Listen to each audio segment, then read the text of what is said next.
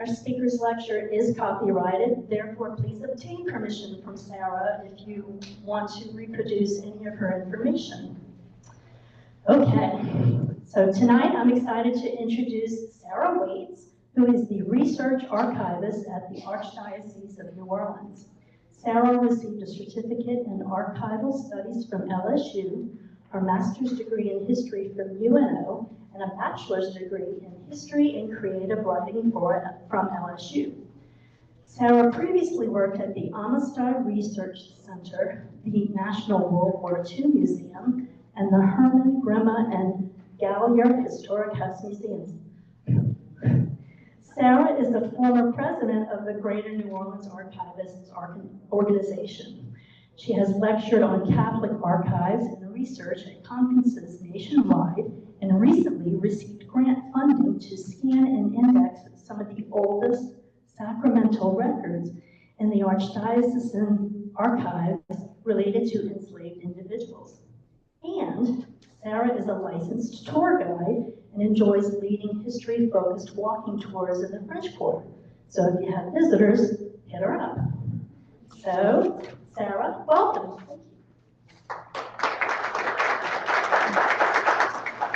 Hi everyone. Thanks so much for having me, and I'm excited about all of our Zoom attendees because I recognize a lot of those names.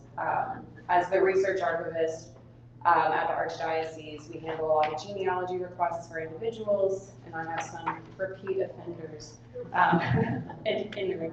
Also, I have taken the train to New Iberia, and it is very pleasant. It's a fun ride.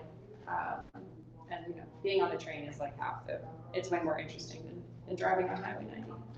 Okay, so I'll just go ahead and get started because your first screen is up here. So for the Archdiocese of New Orleans, it encompasses 8 civil parishes. So we have records, church-related records from Plaquemines Parish all the way up the river past St. John the Baptist, to St. John the Baptist. St. James is under the Baton Rouge Diocese. And then south, we have Orleans and Jefferson on, Plaquemines, St. Bernard. And then on the North Shore, we have St. Tammany and Livingston. Washington, thank you. I was like, I know we do a lot more with St. Tammany than we actually have. Bogalusa, right? Like that's the only church that has a lot of 19th century records that we actually maintain. So we have records for more than 130 churches in those 8 civil parishes, records for 6 cemeteries in New Orleans proper, though we do have records related to burials in outlying parishes. We have over 300 years of records.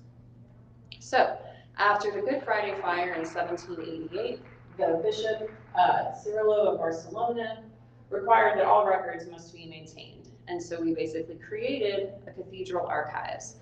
This is a note in one of the baptism registries that basically said on Holy Friday, that everything burned up. So, but written in Spanish, So occasionally, which is really interesting within the sacramental records, the priest would just make a note of kind of what was going on in town. So when the British arrived, they make a little note in December of 1814. Just periodically. When Lafayette came in April of 1825, they just wrote a little note. Lafayette's visiting. All right, next one. So, the Office of Archives and Records is responsible for storing, maintaining, and providing access to all institutional material, including sacramental records, correspondence, parish histories, school records, religious orders and organizations from 1720 to the present. So I'm going to be mainly talking about sacramental records, but we do have a wide variety of material in addition to the sacramental records. The Archdiocese is a business, and so there's a lot of business-related records also within the archive. So we process requests from parishioners, students, genealogists, researchers, looking for all kinds of different things. This is our website, and so I will reference it a few more times, but if you want to, I have a QR code at the end, so very exciting. Okay, so sacramental records. We have baptisms, marriages, funerals, and burials. We also have confirmations and first communions, but those are not usually as important when it comes to genealogy. but we do have them. So this is a record from Sacred Heart of Jesus. Can anyone tell me who it's for? Louis Armstrong. Yeah, this is Louis Armstrong's baptism record. Yeah, so this priest liked to write in Latin, so that's fun. They kind of all, some are in Latin, some are in French, some are in Italian, some are in German, just depending on kind of the national parish, or that's what they call the church that had a different language group. So this is August of 1901. So there is a researcher, let's just say maybe a big Louis Armstrong aficionado, who said, well, the priest must have been wrong because Louis always said his birthday was July 4th, 1900. So surely every single record in this book must be incorrect, right? Because Louis Armstrong was, a showman who came up with a great idea for his birthday, but his actual birthday was on August 4th of 1901. So here's his record. This is the very first entry within the St. Charles records, St. Charles Parish Church, St. Charles Borromeo, or Borromeo, I've heard it both ways, so correct me if I say it the wrong way. But this is the very first entry on the very first page of the oldest registry that we have for that church. They actually had a really big fire in the 1870s and lost pretty much all of their sacramental records up until that date, barring this one book, which is from 1739 to 1755. So this is the baptism of a young boy, Pierre Louis, a male infant, who is the son of Manon, who is listed as an enslaved indigenous woman, and she was owned by Mr. Derensburg. So a lot of our early records actually include records for enslaved indigenous, because the French did enslave the local tribes that were here in southern Louisiana. So, I can read what I wrote. From the Spanish period through the postbellum era, many volumes of sacramental records were segregated by race. So volumes were indexed by the enslaver's surname. So, you may have heard in the introduction that I worked at the Herman Grima house. Bartholomew Grima was the enslaver of this infant, Agatha, and she was baptized in 1797. So you can see that she is mulata, is how they define her within the record. She was enslaved by Mr. Grima, the daughter of Sophia, and then for her name is Agatha. And then it says who her godparents are. Jose Icard and Eugenia, actually like either her enslaver's wife or someone related to the Grima family. But when you're looking through the indices, it's difficult with enslaved records because the published gray books that people know about the sacramental records for the Archdiocese only include entries for people with surnames, which excludes, more than 50% of our 18th century records, because a lot of the enslaved people were not defined by their own surname, but by the surname of their enslaver. Baptism records can also are, and they still are today, legal records, but within the baptism records, you could actually grant freedom to enslaved people. So this is a record from St. Bernard Church in St. Bernard, and it's from 1793. Pedro Agustin was baptized, and there's a little note that says this mulatto is free by a letter of freedom given to me by the Godfather. So it's basically written into the record that the child, that the mother remains enslaved, the child who is the child of his enslaver. So the enslaver is freeing his son within this legal and church record. So this is the very first page of St. Mary's, the current church in the French Quarter attached to the convent. That St. Mary's dates to 1845, but there has been a chapel related to the church and to the convent on that, not the church, but to, especially when it was the Archbishop's residence and the Bishop's residence. St. Mary's was the chapel associated with it, but they have been doing sacramental records there since 1805. And so this is the very first page of the very first baptism registry, and they're still actually identifying enslaved people who for the most part are all adults, and they were all baptized on the same day because priests would often have either go out to outlying plantations the week, a Holy Week. So starting with Palm Sunday, that entire week, often priests would take trips to outlying plantations to baptize enslaved people on different plantations. In this case, all of these people are enslaved by the same person, and they're being brought to the church to be baptized. But they're also being identified not only with their new Catholic name, but also where they came from. So we have the Congo nation, the Igbo, and Senegal are all represented. So there's a lot of really important information that we can glean from these records based on people's, past histories, especially since they were all adults. So to kind of compare what you can find in a census record versus what you can actually find in sacramental records, for most enslaved people in the census, they show up as hash marks. And so you can see I have this represented for James Gallier Jr.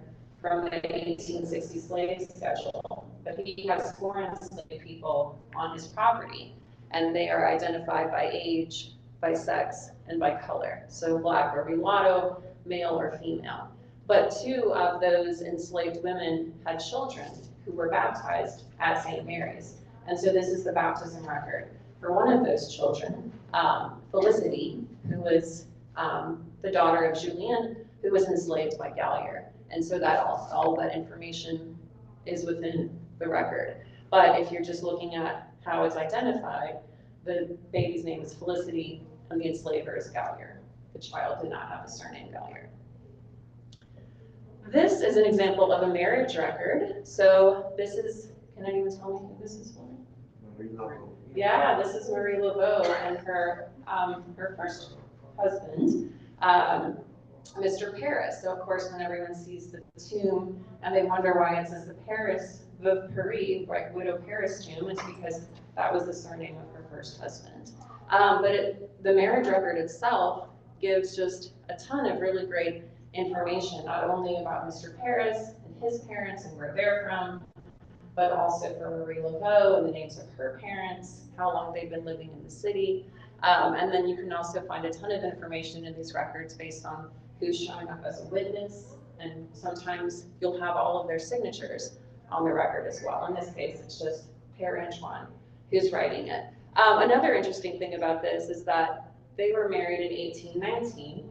Père Antoine continues to be the main rector of the cathedral until the 1830s when he died. So all the records that he's overseeing are still recorded in Spanish, even though technically the Louisiana Purchase was 1803, it didn't matter to the priest. He didn't just start writing in English, right? And so we have about 50, 60 years of the cathedral records are in Spanish, even though the Spanish were not really in charge of New Orleans for that long. So we have a couple different ways of finding burials. So of course, the very first cemetery that we had in the French Quarter, St. Peter's, doesn't exist, right? It's a block of buildings. But when you see burial records from the 18th century, they just say buried in the Campo Santo, right? Buried in the Holy Field. And you can presume that it's going to be St. Peter's prior to St. Louis No. 1 opening up in 1789. Then, when St. Louis No. 2 opens up in 1823, they just start to say either in the MCM, like the old cemetery, or they say the Nouveau cemetery. So then you're talking about 1 or 2, but they're still not giving locations. So people are like, well, where are they? I'm like, well, maybe they're just, underground on St. Peter's Street. I can't tell you where they are. And then if they're No. 1, also can't tell you where they are. They're there. We know they're there, but I don't have a specific location. So we have cemetery burial records starting in 1833, even though obviously we were burying people for the previous 100 years. For St. Louis Cemetery No. 2, even though it was founded in 1823, we don't have records that start until 1829. But there are funeral records and also funeral expense records. So you can actually see how much people paid for burials, and if it was a first-class funeral, or second-class funeral, third-class funeral. So this is a funeral expense record for James Gallier Jr. He was born in England, son of Mr. James Gallier. It says the name of the mother was unknown. Basically, whoever's writing this out, no one told them who the name of the mother was, but it says where he died on Royal Street at his house. He was 41 years old. He is in the, you can see at the bottom, it says ANC CIMET #1, so that means St. Louis #1, and it costs 75 whatever dollars. I'm sure we weren't actually, it's really funny to see how they write out money because it's not anything that makes sense, but it costs 75. So yes, that was the cost of the interment. So this is a funeral expense record. The next one is actually a funeral record. So this is for the widow Couvent, who's a very famous philanthropist who lives in New Orleans. And she passed in 1837. And it says a lot of really helpful information about her. It says that she was the widow of the deceased Gabriel Bernard Couvent. She was born in Africa. She was aged around 80 years old, and she just died yesterday at 5 o'clock in the afternoon after receiving last rites. But we know about where she was born. We know how old she was, and we also know the name of her deceased husband. What's interesting about him, his name is Bernard Couvent. He was born enslaved, and his family was owned by the Ursuline nuns at the convent. So that is why his name is Couvent. And so she's kind of known under a variety of names. We know her today as, the widow Couvent, and she's buried in St. Louis #2. Also burials, we have the burial registries, as you can see, provide a little less information. This is the burial of Homer Plessy in 1925. It tells us how old he was. It says who the undertaker was. It also says who the doctor was who signed the death certificate. And then sometimes it'll also provide a location. As you can see, it says vault, which isn't particularly helpful, but we do know where the Plessy tomb is in St. Louis #1. Uh-oh. Oh no. Well, that's supposed to be a big family tree, but then okay, there you go. I have it on the next page. So everyone wants to know about Pope Leo XIV and how, what is the connection to New Orleans? So my fellow historian, Jerry Honora, made the connection between Pope Leo XIV within, I'd say, hours of the announcement, right? He was immediately on it and following all the trails. And so knowing that obviously Pope Leo has a strong Catholic connection, and knowing that he had family in New Orleans, we knew that our archive would be filled with records related to him and his family. So I started looking for every direct ancestor in a sacramental record, and that turned into the family tree, which is an exhibit at the Ursuline Museum in the French Quarter, which would be a great place for a field trip. If anyone wants to organize that with me, I'd be happy to do so. And so,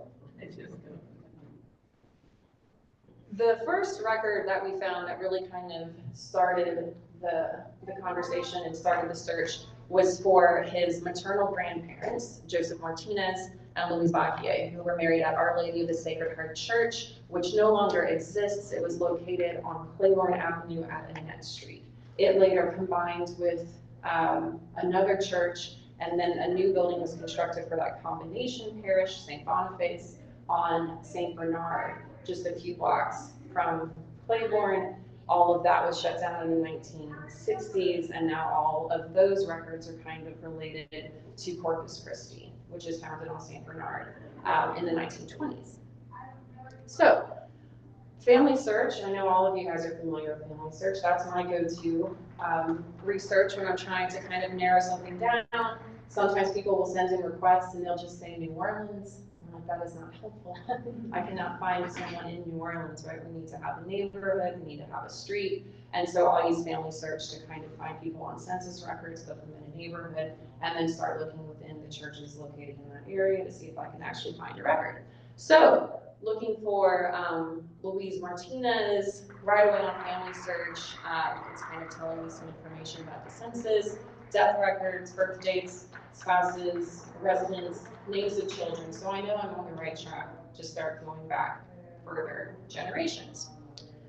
So what I love to do is make a spreadsheet. That's my favorite thing to do when I'm doing all these types of record searches, because when you're building out a family, you have the names of parents, you start finding all of the children who have been baptized, then you look for godparents and you see the connections between godparents, because often family members will step in as godparents, and so then you can build out your tree. So I had, the names of each of the individuals, who their parents are, where their parents were from.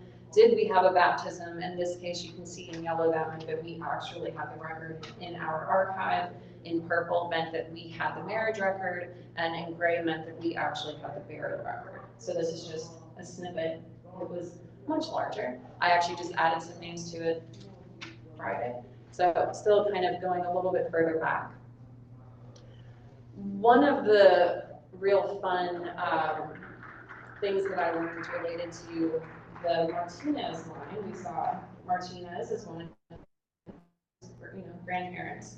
So it actually started quite a few generations back that the first real mention that we have of that name is for a Santiago Martinez. But you can see that they have Martin, then they crossed out the EZ, then they added the EZ, and they're not quite sure what to call him because he was born in Prague, right? So he's Bohemian. He would have spoken German. This would have been the Habsburg Empire, right? So his name is Philip Martin, but he comes to New Orleans and the city is run by the Spanish. So they write that his name is Santiago Martinez. And then there's other records where the Martin is Martin ES, and then it kind of just codifies and then they become the Martinezes. So this is for Raphael, who was born in 1795. Then his son is born in New Orleans in 1822. His son is actually born in Haiti. So everyone was like, oh, his ancestors were Haitian. But no, Joseph was born in Haiti, but the rest of his family was born in New Orleans. His parents left the city during the Civil War, and they went to Haiti thinking that they might have better economic opportunities. They ended up coming back just 2 or 3 years later. So he's not Haitian, right? Well, I mean, technically, yes, he's born in Haiti, but you could say he's a Haitian American or an American Haitian. And then his daughter, Mildred, was the Pope's mother. She's born in Chicago, and she married a Prevost, and that's how we have Robert Prevost. But if anyone was thinking that Martinez was that long, strong Spanish line, no, they were from Prague. So the oldest records that we have related to the Pope are for the marriage of Jean-Baptiste Raphael, who was a free man of color, and Marie Gaspard, and they were married in August of 1725. So this is from our earliest marriage registry, and the records in that date from 1720. It was actually all rewritten in the mid-18th century because the original volume was in pretty poor condition, and when we had that Great Fire of 1788, that original document was destroyed, but thankfully the priests had made a copy. And so what we have today in our archive is from the 18th century, but it's a copy. And so it's a little bit unclear. There's some research that's been done into this couple, and that it's likely that they were actually married in Mobile, which makes sense because Mobile was part of the Louisiana territory. And so the Capuchin priests would focus, kind of go from New Orleans to Natchez, to Mobile, to southern Mississippi, kind of all over the region that they covered. And so this is actually the oldest record that we have, predating another marriage record from 1729, which previously was old. So still finding some things, but this one was interesting. Yeah, so we'll just move on to this funeral record for Pope Leo's 4th great-grandmother, Marie Catherine Guénon Ramos Morales. So she was born in New Orleans in the 1750s, and she married one guy who died, and so she was widowed, and then she had a second marriage to Juan Ventura Morales. What's really interesting about this record, and in the years that I've worked at the Archdiocese, I've never seen another person, another woman, a civilian who was buried in the cathedral. And so it actually says that she died, basically she went into preterm labor when her baby was about 8 months old, and they both died. And so they were buried at the foot of the statue to the altar of Mary within the cathedral. And so this would have been after the cathedral had just been rebuilt during the Spanish period. It reopened in 1794. And so she's buried there in 1799. And so, pardon? It just happens to be his. Yeah, so it just happens to be his direct great-great-grandmother. But yeah, I'd never seen a record for a woman, actually, and I haven't seen a record for a nun, but I haven't seen a record for a woman being buried in cathedrals. Did she do all of this? Does the Pope know? Well, Henry Louis Gates told the Pope that we were doing all this. So yeah, that's sort of I'll get to that at the end. But we've been working with American Ancestors because the very first family tree that they released had no records from the Archdiocese or any Catholic records related to his Louisiana family. And so we basically emailed and said, "See, there's some things you're leaving out." And then I gave them every single thing I had found so that they could actually update it appropriately and have the correct information. So another one that I find really interesting is for Marie Burette, who was his third great-grandmother. She was born enslaved in Haiti around 1776, and her enslaver, Sophie Janton Burette, brought her to New Orleans where she was freed in 1818. Marie purchased a wall in St. Louis Cemetery number 3, cemetery number 2, square number 3, where she was buried. So at the time, when they laid out St. Louis number 2, it was 3 city blocks. So square 1 was reserved for white people, square 2 was also mainly for white people, and then square 3 was for free people of color and enslaved people. And so a lot of the Pope's ancestors are buried not just in that cemetery, but in this particular wall vault, which is right here.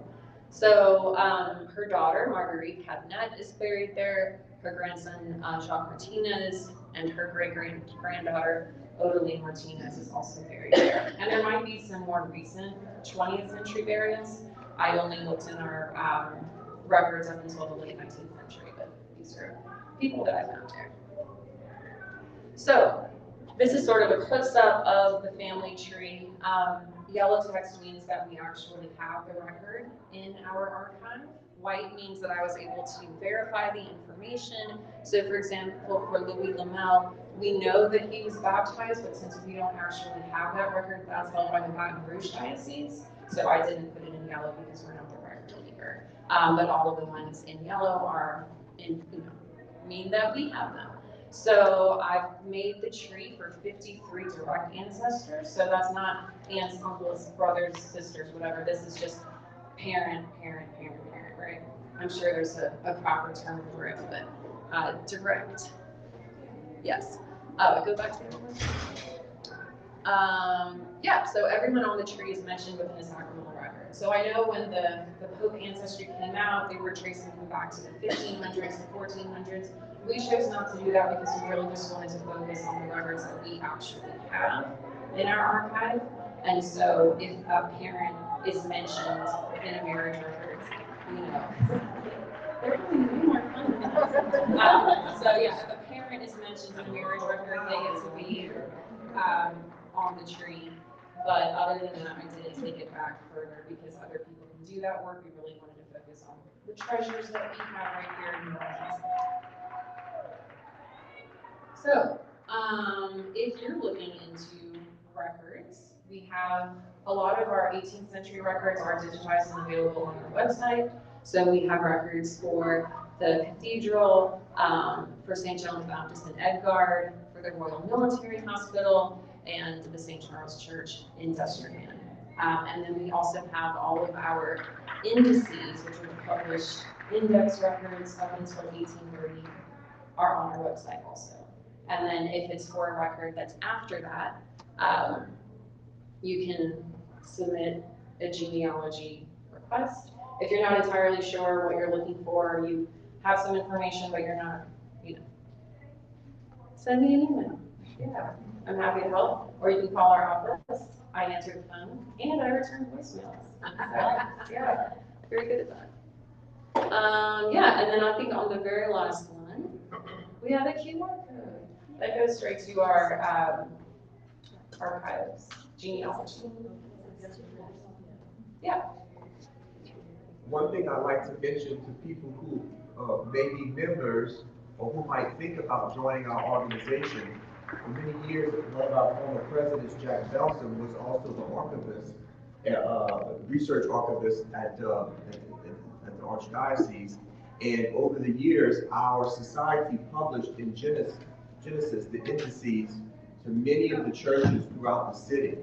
So if you are a member, you can go online and search through our website the back issues, or if you go to the library that have Genesis upstairs, you can go back and find those issues, like if somebody was baptized at St. Henry or St. Maurice downtown, different parts of the city. Over the years, we've covered a lot of the indices, and those are all those indices for marriages and baptisms were covered in many of the back issues of Genesis.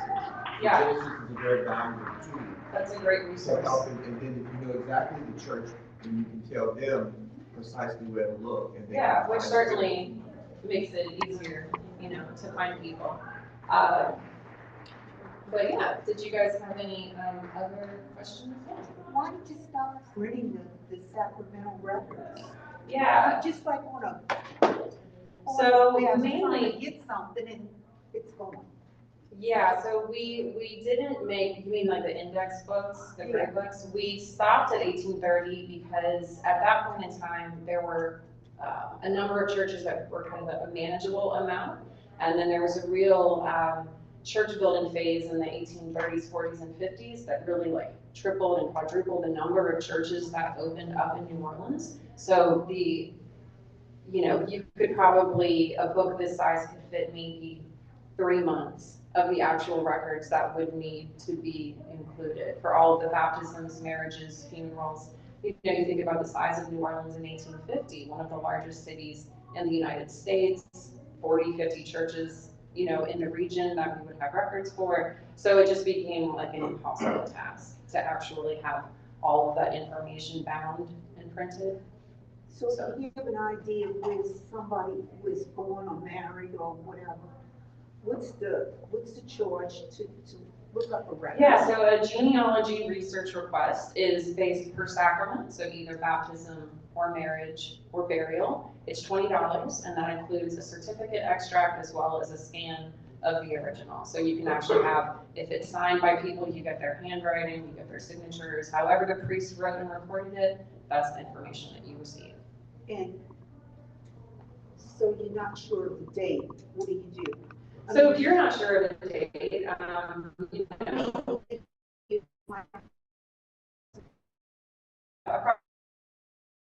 much do you look at that? It is my goal to find it, and I tell you all the places I've looked. So if you said, I'm going to look at St. Teresa of Avila, I'm going to look at, maybe St. John the Baptist. It just depends if we can find them. It's easier, honestly, 1870, 1880, because, at least then we have the census, and they start listing streets, and then you can really narrow people down. Sometimes if it's Italian, I know I'm just going to look for St. Anthony's Chapel, but if they say Italian on the West Bank, I'm going to look at St. Joseph and Greta. So if we know that they're south of the city, there's not that many churches to look in, so Plaquemines or St. Bernard. Yeah, there's a time frame. If a rough decade is usually helpful. Obviously, the more pinpointed information you have, the better. And then comparing it to the vital records that we have online through Family Search, what people don't realize, a lot of times within a marriage license, it'll actually say what priest it was given to. Then I can look up the name of the priest and see where they were located, and then find the church and find them that way. So that's helpful. So it's like a big mystery, right? It's just searching and finding needles in haystacks. Yeah, names in books. So yeah. And, yeah. The lady who was buried at Mary's altar, is there any kind of Also, we have to think that that church where she was buried was basically entirely torn down and rebuilt in 1950. I've heard that all the bones were collected and buried? Who knows if that's true? Because, all the archbishops were buried under the altar, but all the other people that just over the years were buried in the church, I think they kind of, I'm sure they're all there. Isn't there the, one like on the wall underneath that mosaic? Yeah, so on the wall in the cathedral, they have the tablets for a lot of the people that have been buried. Mainly those are for the bishops, archbishops, and clergy. The only real non-clergy persons that are very obvious, you have Maria Mandeville, and then you have Almonaster are kind of the two big ones right at the front that they kept to those tablets. But there's a lot of other people in there. I have a running list. Every time they name someone, I put them on my list. So, any other questions? So how did the Pope react? Well, the New York Times article said he was impressed. We actually have a lady who works in the Archdiocese who does have a close relationship with one of his siblings. And so she has kind of been whispering in his ear about when his brother comes to visit America, that obviously he should come to New Orleans and then come look at his family tree.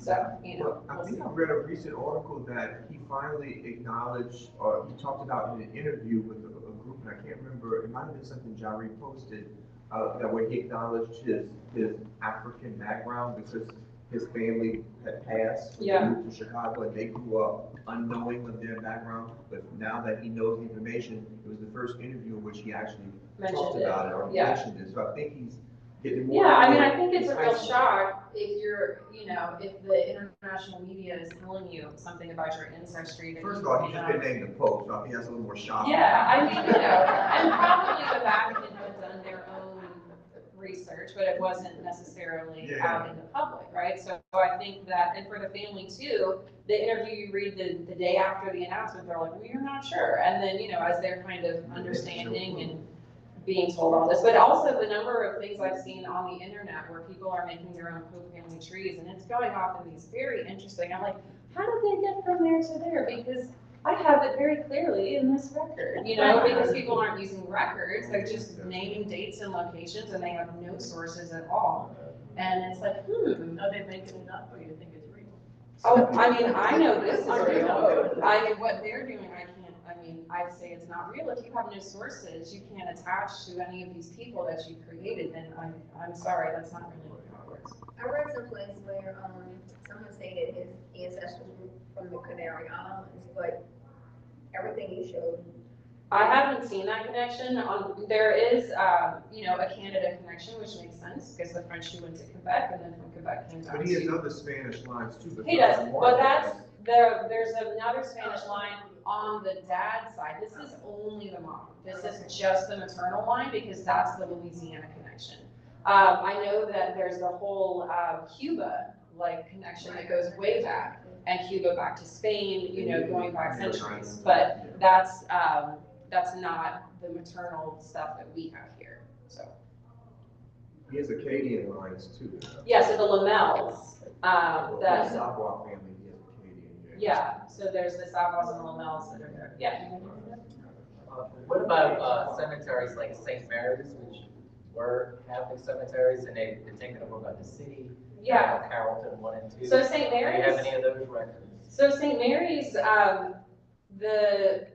so what we know now as Mater Dolorosa, right, was the German church, but it was a German church and a French parish that combined to create that parish. So the Nativity of the Blessed Virgin Mary is the first Carrollton church that opened in the 1850s, and they bought the lot for St. Mary's, and so we do have some burials from that time period. So we have the early burials, but then the city sold, or the church sold the cemetery to the city in the 1930s. So any record keeping from that time on, I could not tell you what or where.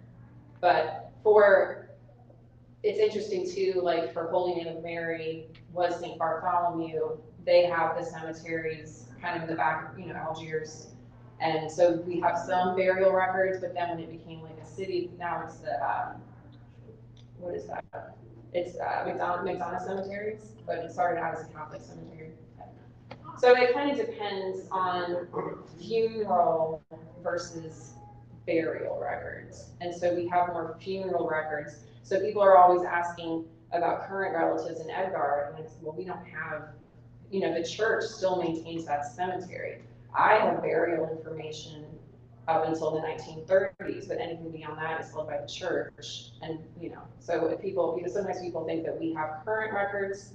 The cemetery's office, the Catholic Cemetery's office has current records for 20th century burials. It's all over the place. And it's like, I just want this information. I'm like, you'll have to call one more person. Sorry. If you know of a burial place, you've seen it, but you want to know how many people have been buried in that particular tomb. Can you tell me that? No, I can't really do a reverse search. If you're a deed holder, you can call the cemetery's office and ask them to tell you the name because they have that within the deed information.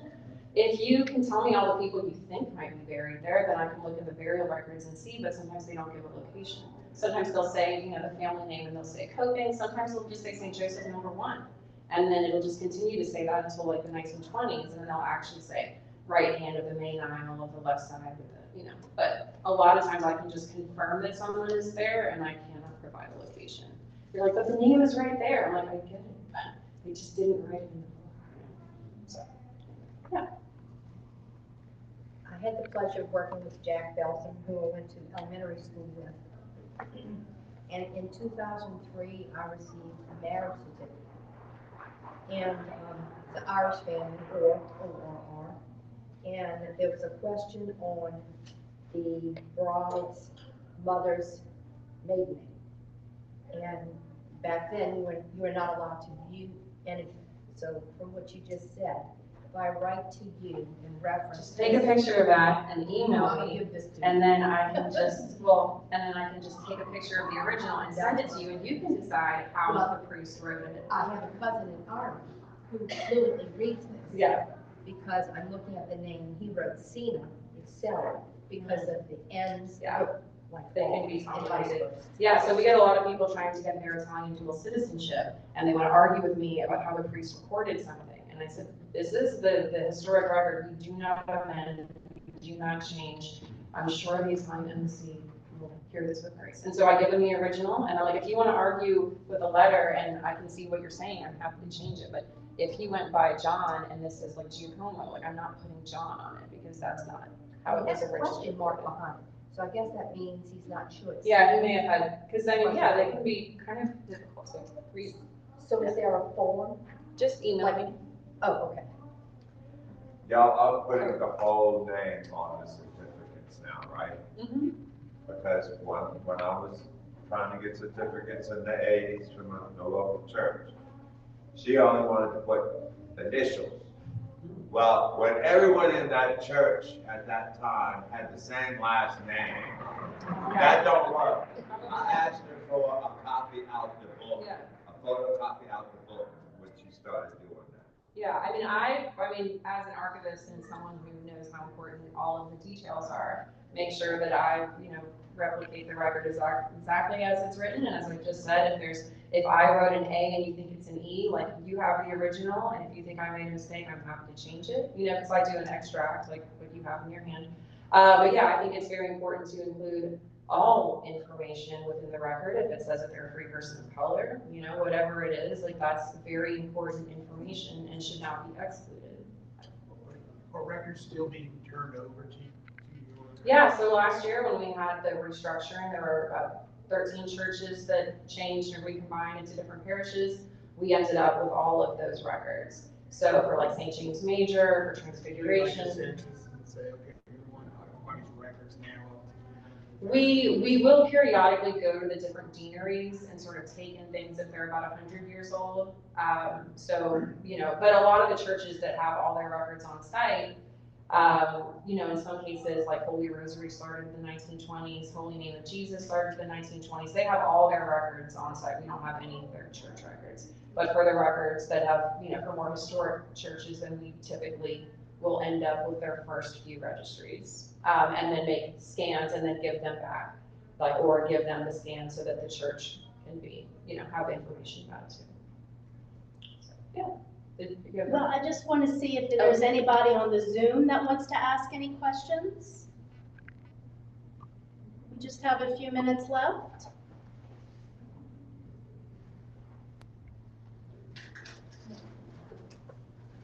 think they went to the next room. Nobody says nothing. I don't see any hands raised, so. Okay. Could you go back to your email? Oh, yeah. I have it here. It's SWAITS. Who's that? Just the one right before that. There you go. At. Yep, that's it. There you go. Yeah. Arch-NO. Sorry, I'm a screen share for the people on Zoom also. It's arch-no.org. And can you put up, the QR code? Here, Yeah, and that'll also, bring you to our general. Arch-no.org. Can you go back one? Go back one. I'm gonna go back on 3. 1, 2, 3. There we go.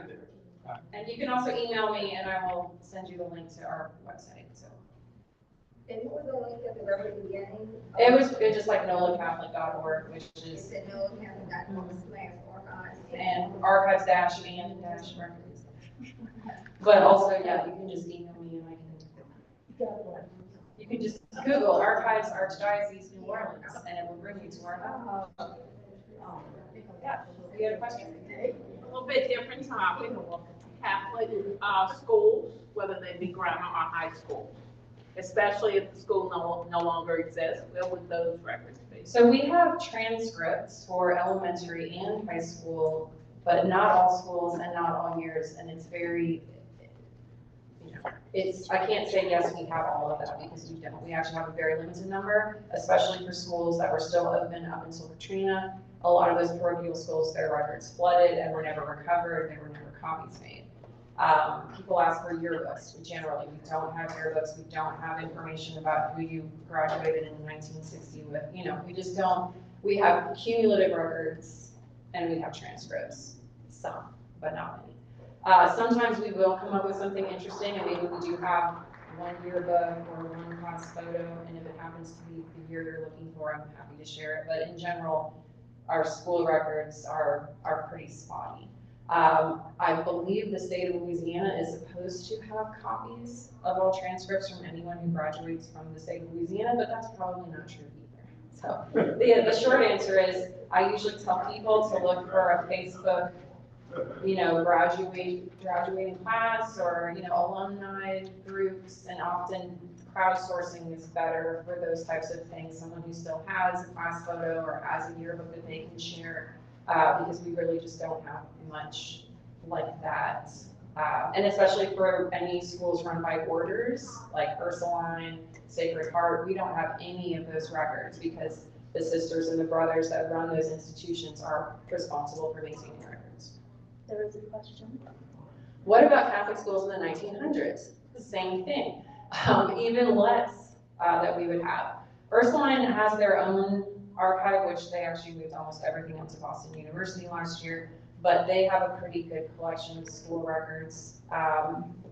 We have very good cumulative records for Xavier Prep from the 1950s until when it closed in 2013. So, but yeah, not a lot of other school records.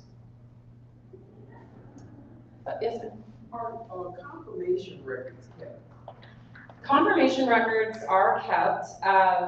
Most churches really start keeping them in the 1920s, 1930s. First communion records are not required to be kept, and they are not required to be notated in your baptism record. So sometimes first communion records were just thrown out. But I always say if you got confirmed, that means you had first communion. It's sort of implied. You don't need to have a separate certificate for that.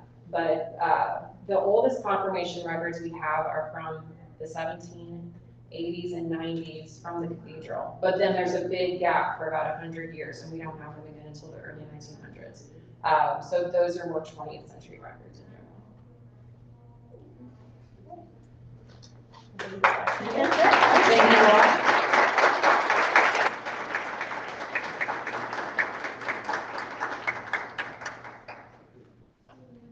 Thank you, Sarah, and thank you everyone for coming. We've had a really good crowd both here and online. You can always go to grsno.org if you have more questions and get them forwarded to Sarah or any of our other speakers that we ever have. So I hope we get to see all of you next month, and everybody drive safe. Thank you. I love that.